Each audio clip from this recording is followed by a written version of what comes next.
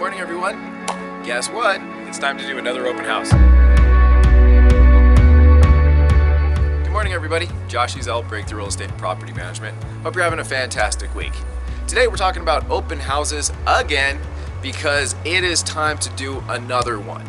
We're compounding our efforts and everything we've been learning over the last several weeks about tackling the same neighborhood, almost developing a farm every single time you're doing an open house in the same neighborhood, the same area. So the same families, the same people keep seeing your signs, and you have a reason to keep advertising in the same area. So you're just pounding people, so they have no choice but to use you and to know who you are, that you're the neighborhood expert.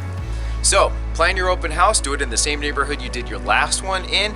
If you can, door knock some neighbors, invite them to the open house, do something special, run like a Facebook ad in that general vicinity, and try to max this one out. All right, let me know what your results were below. Please share this tidbit. Let's keep growing this community, and have an awesome day. Talk to you tomorrow. Last time we talked about